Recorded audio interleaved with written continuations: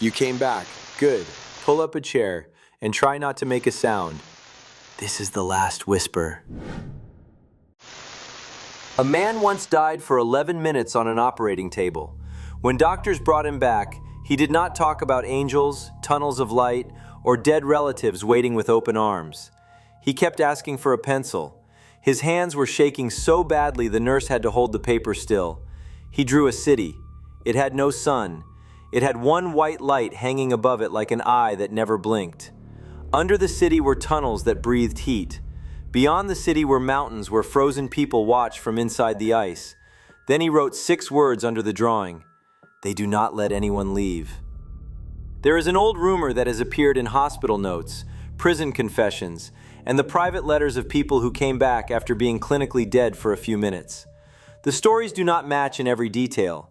Some people describe the place as a train station with no trains. Some call it a gray city.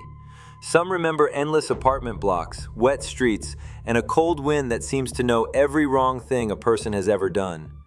The name changes depending on who tells it. The shape of the place does not. It is always a city built for the dead who have not yet been judged. No one there needs food, no one ages, no one sleeps in a way that brings rest.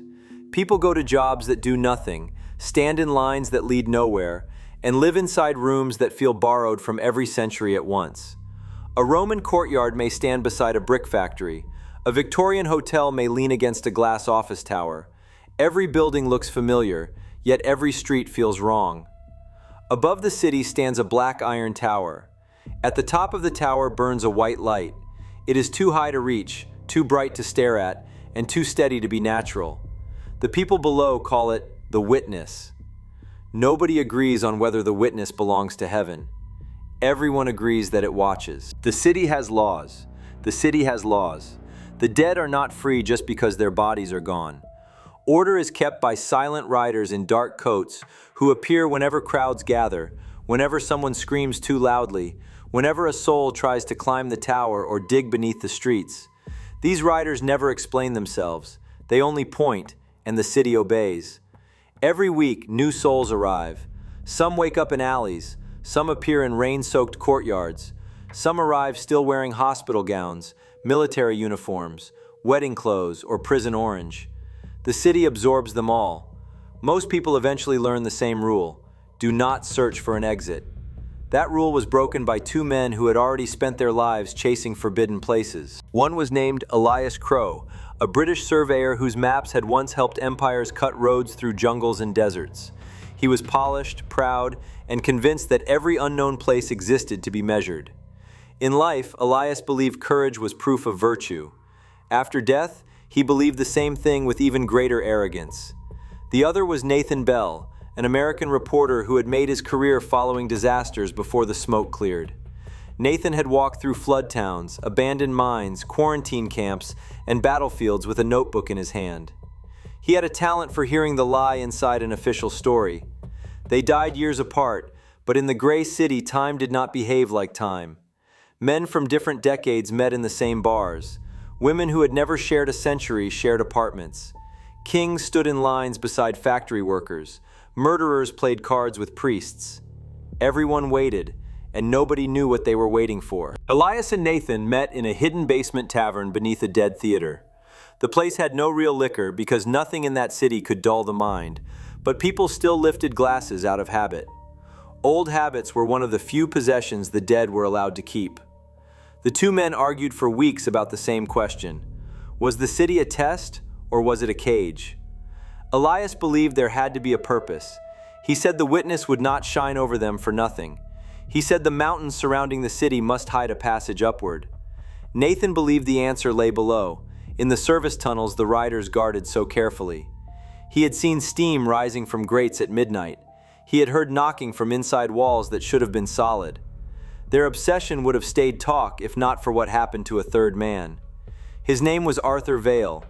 In life, he had been rich, charming, selfish, and careless in the way only comfortable men can afford to be. In the gray city, Arthur spent most evenings laughing at anyone who still talked about redemption. He told Elias and Nathan that searching for a way out was childish. He said the dead should learn to wait quietly. Then, one evening, Arthur stopped smiling. People in the tavern later said the room went silent before anything happened. No glass broke, no door opened, no wind passed through. Arthur simply looked toward the staircase as though someone had called his name from the dark. His face changed first, not fear, recognition. He whispered, "No, that debt was already paid."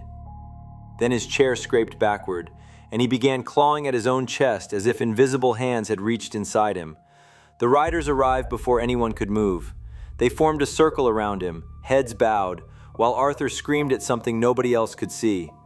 The white light above the city flickered once. Arthur vanished. No flame, no smoke, no body left behind. 1 second he was there. The next second the chair was empty and rocking gently on the floor. The riders turned and left without a word. That night, Elias and Nathan made their decision. Arthur had been taken without trial, without warning, without mercy. Waiting had not saved him. Obedience had not saved him. The city was not a waiting room. It was a holding pen with doors that opened only downward. 3 days later, both men received permission to leave the city limits. That part disturbed Nathan more than any refusal could have. Permission came too easily.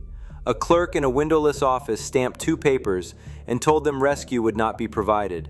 No escort beyond the border, no second expedition, no appeal. The clerk never looked up from the forms.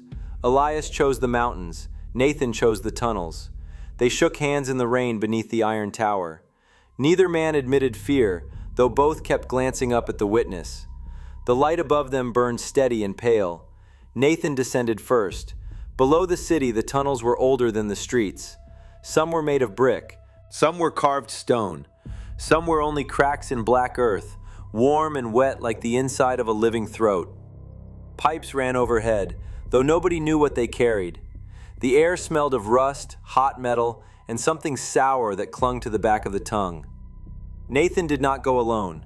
3 workers from the City Maintenance Guild agreed to guide him through the upper tunnels. They were dead miners, dead engineers, dead men who had spent decades keeping the city from collapsing into whatever waited beneath it. Their leader was a broad man named Tomas Reed. Tomas had no patience for curiosity. He carried a coil of rope, a lantern, and a short iron hook blackened from use. Before they entered the lower passage, Tomas gave Nathan one rule. When the tunnel sounds like someone you love, cover your ears and keep walking. Nathan laughed because he thought it was a joke. No one else laughed. For the first several hours, the tunnels looked almost ordinary. Wet brick, broken lamps, service doors sealed with old locks. Then the walls began to change. Names appeared scratched into the stone, thousands of them, written in languages Nathan could not read. Some were carved neatly, some were gouged so deep the letters looked wounded. After that came the voices. At first they sounded like a crowd far away. Then one voice separated from the rest. It was Nathan's mother. She had died when he was a boy, and for a few seconds he forgot the rule. He stopped walking. The tunnel ahead filled with her soft humming, the tune she used to sing while washing dishes. It came from a narrow side passage where no light reached. Tomas grabbed Nathan by the collar and dragged him forward. Behind them, something sighed in disappointment. The first creature appeared near a flooded junction. It moved on the ceiling, very slowly, with too many joints folding the wrong way. Its face looked unfinished, like a mask pressed into wet clay. It watched the lantern light with patient intelligence. One of the workers raised a pole, but Tomas ordered everyone still. The thing opened its mouth and spoke in Arthur Vale's voice. No, that debt was already paid. Nathan understood then that the tunnels did not merely hold monsters. They remembered people. They swallowed moments and wore them as bait. The creature retreated into a vent, and the party kept moving. No one spoke for a long time. The safe route ended at a vertical crack in the earth. Beyond it, the guild map stopped. Heat rolled out of the opening in slow waves. The stone around the crack pulsed faintly red, as though something enormous was breathing on the other side. Tomas refused to continue. Nathan should have turned back. He had enough evidence for any sane soul. The tunnels were alive with malice. The city had lied about what was beneath it. That was the story. But Nathan had spent his life walking past the point where wise men stopped. He crawled through the crack with 2 volunteers. The passage tightened around them until shoulders scraped stone. There was no room to turn, No room to lift a hand, only forward, inch by inch, with the lantern pushed ahead and the rock pressing against ribs that no longer needed to breathe but still remembered panic. Halfway through, the ground shifted. The collapse was small, almost gentle. A roll of stones, a puff of dust, a low crack like ice breaking. One volunteer made it through. Nathan made it through. The third man did not. His name was Caleb. He had been quiet the entire journey. Now his voice came from behind the fallen rock, calm at first, then strained, then thin with terror. He was pinned in a space too small to reach. He begged them to pull him out. Then he begged them to kill him. Then he stopped begging and began reciting a prayer over and over until the words lost their shape. Nathan and the surviving worker tried for hours. The stones did not move. In the city, death had already happened. Down there, pain kept its teeth. They left Caleb in the dark because the tunnel gave them no other choice. Beyond the collapse, the ground opened into a cavern so large the lantern could not find the ceiling. Far below, a river of orange light crawled through the blackness. It was not lava exactly. It moved too slowly, and sometimes faces rose in it like bubbles, stretching upward before sinking back without a sound.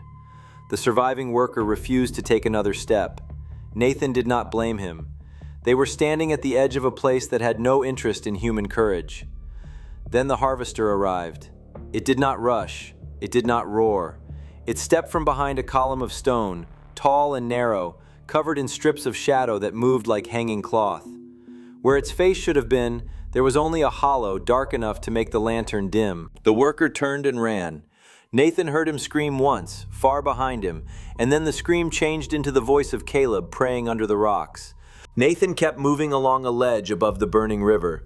The harvester followed at a distance, patient as a creditor. Whenever he looked back, it stopped. Whenever he moved, it moved. It wanted him to understand the end before it came. Hours passed, maybe days. Time had no honest shape below the city. Nathan's final notes were found later, though no one understood how they returned. The handwriting grew worse with every line. He wrote that the harvester had begun speaking in voices from his life, editors he had betrayed, sources he had used, a brother he had refused to forgive. The voices did not accuse him. They simply repeated his own words back to him at the exact moments he had said them. Near the end, Nathan wrote that the tunnel ahead had filled with white light. He ran toward it. The light was not the witness. It was the exposed bone of something buried under the world, something vast enough that one rib formed an arch over the passage. The harvester stood beneath it, waiting, wearing Nathan's face as if trying it on. The last line of Nathan's notes was steady. The city is not above hell. The city is the lid. While Nathan was vanishing into heat and stone, Elias Crow was climbing into a different kind of nightmare. The mountains outside the gray city looked beautiful from a distance. Clean snow, high cliffs, blue shadows at dawn. From the streets below, people imagined silence up there. They imagined air that had never touched the city's smoke. They imagined a path to somewhere better. That illusion died on the first day. The mountains were silent in the way a locked room is silent. Every sound felt unwelcome. Snow fell without softness. Wind struck the face like thrown sand. The city disappeared behind them quickly, and with it the white eye on the tower. Elias traveled with 3 climbers who had died in the Himalayas decades earlier. They knew altitude, rope, frost, and hunger. Hunger no longer mattered, but cold still found the places where memory lived. Their names were Pasang, Dawa, and Nima. They spoke little. When they did speak, it was often to warn Elias not to look too long at shapes moving in the snow. At the second camp, they found the first frozen party. 8 bodies stood inside a wall of blue ice beside the trail. They were upright, shoulder to shoulder, like people waiting for a photograph. Their clothes came from different centuries. One wore armor. One wore a fur pilot's coat. One wore a modern hiking jacket bright enough to look obscene in that dead place. Their eyes moved. Elias stepped close before anyone could stop him. A woman inside the ice focused on him. Her lips shifted. No sound came through, but Elias could read the words she formed. Turn. Not run, not help. Turn. Dawa crossed himself, though he was not Christian in life. Nima whispered that the mountain kept the ones who almost made it. Elias ordered the party forward. That night, Pasang disappeared. No tracks led away from his tent, no tear in the canvas, no sign of struggle. His boots remained by the entrance, perfectly aligned, toes pointing toward the city below. Inside the tent, frost had formed on the blanket in the shape of a hand. The remaining climbers wanted to descend. Elias refused. Pride is a quiet demon. It never screams. It speaks in a calm, reasonable voice and calls surrender by another name. On the fourth day, the weather cleared. For one brief hour, the whole range opened under a hard silver sky. Elias saw the city far below, small and gray in the valley. He saw the iron tower. He saw the witness. Then he saw something else. On the highest ridge ahead stood a row of figures. They were too tall to be ordinary men. Their shoulders were broad under ragged white skins. Their heads were bare despite the cold. They stood completely still, watching the climbers with the patience of things that had been watching for thousands of years. Nima called them the first dead. He said some souls were too ancient, too violent, or too proud to fit inside the city. The mountain took them instead. Elias raised one hand in greeting. The largest figure picked up a stone the size of a small table and threw it across the canyon. The impact shattered the ledge behind them. Dawa vanished with the falling snow and rock, his rope snapping so cleanly it looked cut. No scream came back from the drop. The mountain accepted him without echo. The giants turned away after that. They had delivered their warning. They did not need to chase anyone. Elias and Nima continued because retreat had become as dangerous as ascent. That evening, the shadow began following them. Elias first noticed it between gusts of snow, a dark human shape walking parallel to them across a slope where no path existed. It kept the same distance no matter how quickly they moved. When the snow thickened, it vanished. When the wind calmed, it returned. Nima refused to look at it. He said there were spirits in the mountains that did not attack the body. They waited until a soul understood its own guilt clearly enough to open. At dawn, Nima was gone. His blood marked the snow in a line leading upward, but there were no footprints beside it. Only one long groove, as if he had been dragged by something that never touched the ground. Elias climbed alone after that. The mountain did not become more violent. It became personal. Every gust carried a voice he recognized, a servant he had dismissed without pay, a guide he had left behind during a storm in life, a wife whose final letter he never answered. The dead city below had judged in silence. The mountain judged out loud. Near the summit, Elias found a door. It stood upright in the snow with no wall around it. Plain wood, brass handle, warm yellow light leaking from the crack beneath it. On the other side, he heard church bells. He laughed. He actually laughed, because after all that cold and terror, the answer seemed so simple. A door, a test, a reward for the man brave enough to continue. Elias opened it. There was no church inside. There was a small room from his childhood home. A fire burned in the grate. His mother sat in a chair by the window. She looked exactly as she had on the morning he left home, and chose ambition over every tender thing in his life. She smiled and asked him to come in. Elias took one step. Then he saw the frost on her teeth. The room tilted. The walls stretched upward into black rock. His mother's smile widened far past the shape of a human mouth. Behind her, every frozen face from the mountain ice opened its eyes at once. Elias ran. The shadow was waiting outside the door. This time it had no need to hide. It stepped through the snow wearing Elias's exact face, only older, colder, and honest. It did not speak. It only looked at him with complete understanding. Elias backed away until the ground vanished beneath his heel. He fell into a ravine that should have killed any living man. In the gray world, it only broke him. Both legs twisted beneath him. One arm lay useless in the snow. Above, the false Elias watched from the ridge, patient and still. Elias spent his last recorded hours staring at the sky. The witness was no longer visible. No light answered from the valley. No rider came. No rescue party crossed the snow. He wrote one sentence in the margin of his map. The way out only shows a soul what it deserves to meet. Then the page ended. Years passed in the gray city, or centuries. People there stopped measuring. The tavern under the dead theater changed owners. New souls arrived. Old souls vanished. The riders continued their patrols. The witness continued to burn. Then, on a morning of black rain, Two packages appeared at the base of the iron tower. One contained Nathan's notebook, stiff with heat, smelling of smoke and old pennies. The other contained Elias's map, frozen solid inside a block of clear ice. The riders took both to the governor's palace. No public announcement was made, no funeral was held. By evening, new notices appeared on every street corner in the city. The outer mountains are closed. The lower passages are closed. No soul is to seek exit by unauthorized means. Punishment was not listed. It did not need to be.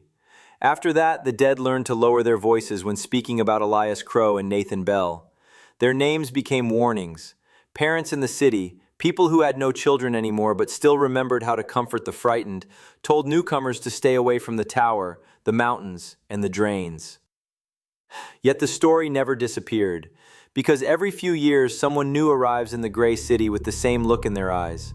A soldier who refuses to take orders from the dead. A scientist who believes every locked door has a mechanism.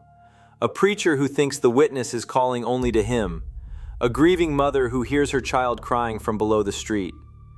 The city is patient with people like that. It lets them ask questions. It lets them study maps. It lets them gather supplies. Sometimes it even grants permission. That is the part that should terrify anyone who hears this story. The trap does not always stop a person at the gate. Sometimes the trap opens the gate, steps aside, and allows hope to walk through first. The accounts of Elias and Nathan leave one conclusion with no comfort attached to it. The Gray City was never designed as a path to freedom. It was built as a pressure chamber for the soul. The tower watches from above. The tunnels remember from below. The mountains reflect whatever a soul refuses to confess. Every route away from the city leads deeper into judgment. People like to imagine death as an answer because life feels full of unanswered things.